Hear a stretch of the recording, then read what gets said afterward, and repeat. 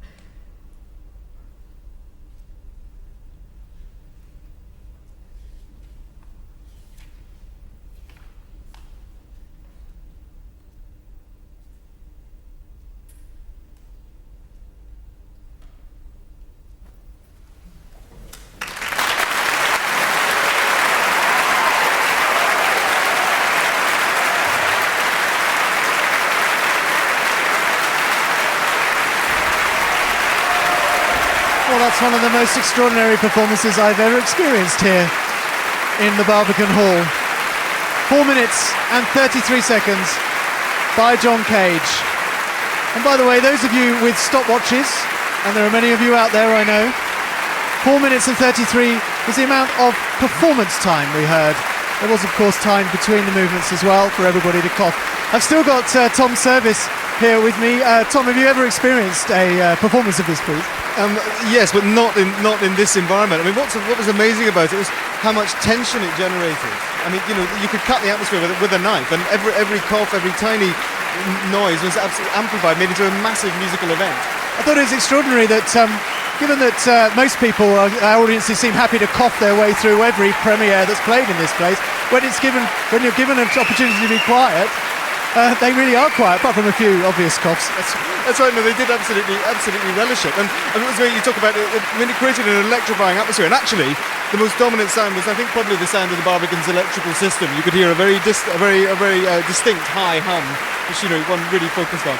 It was also amazing that between the movements, everybody used that as an excuse to cough again, just like in a symphony. It is a very special experience. It was the one everyone wanted to come and see, wasn't it?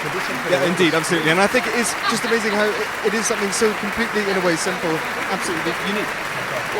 I mean, Cage experienced this airtight pod he went in once. He wanted to see whether there really was something as absolute silence, and of course there wasn't. He heard his blood curdling around his body. Did you anything like that for you?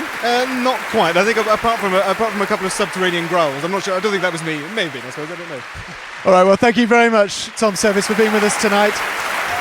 There are a lot more events, of course, taking place during this Composer Weekend dedicated to John Cage. Performances taking place not just here in the Barbican, but also in the foyers, the Barbican Conservatory, St Giles Cripplegate and LSO St Luke's. A maelstrom of concerts, talks, films and happenings over the next couple of days, much of which you can hear over on BBC Radio 3.